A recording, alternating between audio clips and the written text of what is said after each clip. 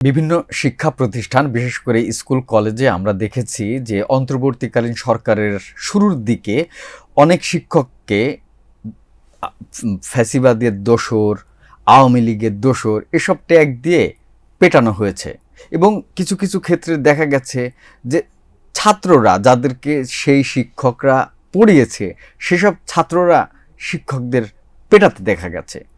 তো এই ট্রেন্ডটা এখনো কমেনি। দেশের বিভিন্ন স্থানে এখনো দেখা যায় যে কোনো কারণ হলে বা কোনো কিছু ঘটলে শিক্ষককে ছাত্র বা ছাত্রের অভিভাবক তারা পিটাচ্ছে। তো এই বিষয়ে বিস্তারিত প্রতিবেদন করেছেন আমাদের প্রতিবেদক আলিম হায়দার। আলিম হায়দার, মানে কি হচ্ছে শিক্ষা প্রতিষ্ঠানগুলোতে, মানে যে ট্রেন্ডটা অন্তর্বর্তীকালীন সরকারের শুরুতে শুরু হয়েছে ওটা এখনো চলছে? জি, গত মাস যদি বিশেষ করে অন্তত গত সপ্তাহে এরকম অন্তত 8টা থেকে 10টা ঘটনা আছে যে শিক্ষার্থী নিজে পিটিয়েছেন শিক্ষককে, শিক্ষার্থীর অভিভাবকরা এসে পিটিয়েছেন এবং এর বাইরে আরও কিছু ঘটনা আছে যেগুলো তো হয়তো শিক্ষকদের অন্তর্কোন্দলের কারণে হয়তো হতে পারে, কিন্তু এগুলোর ক্ষেত্রেও তারা অভিভাবক বা স্থানীয় লোকদেরকে ব্যবহার করছেন, কিন্তু শিক্ষা প্রতিষ্ঠানে শিক্ষকদের উপর নিপীড়ন চলছে।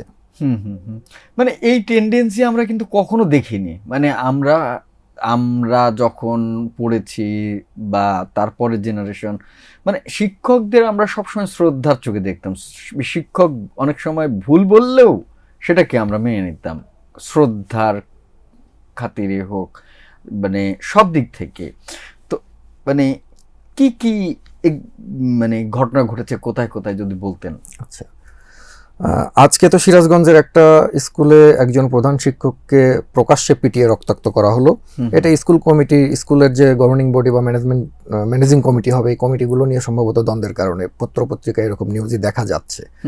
হ্যাঁ, কিন্তু এর আগে যদি আমরা বলি গত মাসের শেষ সপ্তাহে যেটা হলো, ব্রাহ্মণবাড়িয়ায় শিক্ষকদের উপর হামলা করেছেন স্থানীয়রা এবং এর কারণটা খুবই অদ্ভুত এবং মজার একটা কারণ যে স্কুলের বারান্দা বা স্কুলের যে মূল গেট, স্কুলের মূল গেটে ওনারা কাপড় না শুকাতে আসেন, স্কুলের গেটে কিছু কাপড় দেন বা স্কুলের উঠানে কিছু কাপড় দেন। তো সম্প্রতি কিন্তু আমাদের সংসদ অধিবেশনে এটা নিয়ে বেশ সমালোচনাও হয়েছিল যে স্কুল প্রাঙ্গণে কাপড় শুকানো হয়। তো এটা যারা শিক্ষক তারা কিন্তু আবার জিনিসটা খুব ভালোভাবে নিতে পারেন নাই, কারণ তারা বলতেছেন যে এখানে তো আমরা শুকাই না, শিক্ষকরা কি বাসা থেকে গিয়ে স্কুলে কি গোসল করে কাপড় নাড়ায় দেয়? তা তো দেয় না। এটা তো স্থানীয়রা, হয়তো জমিদার তারা থাকে, পারিপার্শ্বিক পরিস্থিতি থাকে। তো এরপর থেকে কিন্তু শিক্ষকরা আবার এটা বাধা দিচ্ছেন। হ্যাঁ, শিক্ষকরা বলছেন না, এটা করা যাবে না। তো এরকম ঘটনার কারণে 4-5টা স্কুলে এরকম সহিংসতার ঘটনা ঘটেছে। এগুলো যারা শিক্ষক নেতারা আছেন ফেসবুকে তারা সেই স্কুলের ছবি সহ তথ্যগুলো দিচ্ছেন। তার মধ্যে ব্রাহ্মণবাড়িয়ার ঘটনাটা মানে আসলে একটু এক্সট্রিম পর্যায়ে চলে গেছেন, কারণ তারা 3জন শিক্ষককে পেটানোর পর একজন নারী শিক্ষক যখন এখানে বাধা দিতে আসছিলেন, ওই নারী শিক্ষককেও তারা শারীরিকভাবে আসলে ফিজিক্যাল অ্যাসল্ট মানে পর্যায়ে চলে গেছে, হয়রানি করেছে, পিটিয়েছে। আর এর বাইরে আরেকটা ভয়াবহ ঘটনা যদি বলি, এটা পাবনায়। সেটা হচ্ছে একজন শিক্ষক শ্রেণীকক্ষে একজন শিক্ষার্থীকে কোনো কারণে রাগারাগি করেছেন বা কিছু কথা শুনিয়েছেন। হ্যাঁ, এই শিক্ষার্থী গিয়ে তার অভিভাবককে ডেকে নিয়ে আসে, তারপর তার অভিভাবক এবং তার আত্মীয় স্বজন মিলে ওখানে শিক্ষকদের উপর হামলা করে। 3জন নারী শিক্ষককে তারা মানে বেধড়ক পেটায় এবং একজনের গলায় ওড়না পেঁচিয়ে তাকে টেনে হেঁচড়ে স্কুল থেকে বের করে দেয়। হ্যাঁ, এই ঘটনাগুলোর কিন্তু আমরা এখন পর্যন্ত দৃশ্যমান কোনো বিচার বা আমরা কোনো কিছু দেখতে পাইনি এবং এই ঘটনাগুলো পরপর গণমাধ্যমে কিন্তু আসছে, এই ঘটনাগুলো গণমাধ্যমে আসছে, আমাদের সোশ্যাল মিডিয়া ভাইরাল হচ্ছে। এই ঘটনার ঠিক একদিন পরে আমাদের টাঙ্গাইলে একটা ঘটনা ঘটে।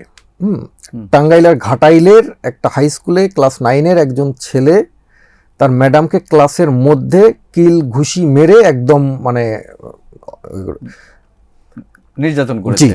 এবং এই ঘটনার পর ওই শিক্ষিকা কিন্তু এটার বিচার পান নাই, কারণ স্কুল কর্তৃপক্ষ বা পারিপার্শ্বিক স্থানীয় সবাই মিলে একটা সালিশি বৈঠকের মাধ্যমে ওই শিক্ষার্থীকে মানে জাস্ট ক্ষমা চাইয়ে জিনিসটা একটু শেষ করার মতো একটা বিষয় চলে আসছে। তো ওই ম্যাডাম কিন্তু ওই স্কুলে ক্লাস নেবেন না বা এরকম একটা ব্যাপার, যে স্বাভাবিকভাবেই তো তার পক্ষে ব্যাপারটা কঠিন, মানসিকভাবে বিপর্যস্ত, একটা সম্মানহানির ব্যাপার, একটা হ্যাঁ, মানে শ্রদ্ধার একটা জায়গা।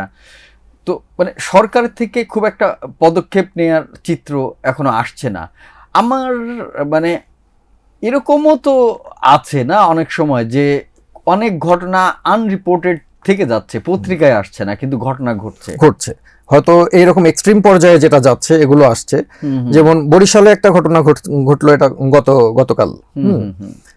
এটা কিন্তু ক্লাস 5-এর সহপাঠীর সাথে ঝগড়া তর্ক হয়েছে, হয়তো সেই শিক্ষার্থী গিয়ে তার বাবাকে বিচার দিয়েছে। এখন পরের দিন গতকাল যখন ক্লাস চলছিল, ওই ক্ষুব্ধ অভিভাবক এসে ক্লাসে ঢুকে তার ছেলে যে তার বন্ধুদের নাম বলেছে যে তারা তার সাথে ঝগড়া করেছে, তাদেরকে ক্লাসের মধ্যে পিটিয়েছে। ক্লাস চলাকালীন অবস্থায় যিনি ক্লাস নিচ্ছিলেন, যিনি সহকারী শিক্ষক, তিনি বাধা দেওয়ায় তাকে পিটিয়েছেন। তাকে বাঁচাতে এসেছিলেন আরেকজন নারী শিক্ষক, তাকেও পিটিয়েছেন। মানে অভিভাবকরাও মোটামুটি বেপরোয়া হয়ে গেছেন আসলে। তার মানে মানে ইউনূস সরকারের আমলে শুরুতে হ্যাঁ মানে যে ধরনের কালচারটা তৈরি হয়েছিল, শিক্ষকদের পেটানো, ইচ্ছামতো যা কিছু বলা, তার থেকে আমরা বের হয়ে আসতে পারিনি আসলে। না, আমরা আসলে দৃশ্যমান কোনো অগ্রগতি দেখতে পাচ্ছি না। এই বিষয়গুলো নিয়ে আমি আসলে সমাজবিজ্ঞানী, শিক্ষাবিদ আর সাইকোলজিস্ট, আমি অনেকের সঙ্গে কথা বলেছি। তাদের যে আমি মানে যেটা মনে হচ্ছে, তারা যেটা বলছেন যে সমাজে যা ঘটে তার প্রভাব আসলে আপনার শিক্ষাঙ্গনের উপর পড়বেই, কারণ শিক্ষাঙ্গন সমাজের বাইরের কোনো কিছু না। আমাকে একজন সমাজবিজ্ঞানী বললেন যে আপনি যখন রাস্তায় যখন আপনি অশ্লীল ভাষায় স্লোগান দেবেন, এটা কিন্তু আপনার স্কুল কলেজ ছোট বাচ্চারাও শিখছে, আপনার ঘরের একদম ছোট বাচ্চাটাও শিখছে। হ্যাঁ, আপনি যখন রাস্তায় বা বিশ্ববিদ্যালয়ে যখন আপনি মব করছেন, যখন একজন ইউনিভার্সিটির শিক্ষককে আপনি পেটাচ্ছেন, হেনস্থা করছেন, এটা কিন্তু সারা দেশে কিন্তু খবর হচ্ছে। এই খবরগুলো সবাই দেখছে এবং তারা দেখছে যে এর কোনো বিচার হচ্ছে না, এর কোনো কিছু হচ্ছে না, বরং যারা হেনস্থার শিকার হচ্ছে তারাই আরো কোণঠাসা হয়ে থাকছে। এই ঘটনাগুলোর সামাজিক প্রভাবে আসলে এটা একদম এখন তৃণমূল পর্যন্ত চলে গেছে এবং আসলে এই পরিস্থিতি থেকে আপাতত উত্তরণের মতো কোনো সম্ভাবনা আছে কিনা আমার জানা নাই, যদি সরকার এখন কঠোর না হয় আসলে।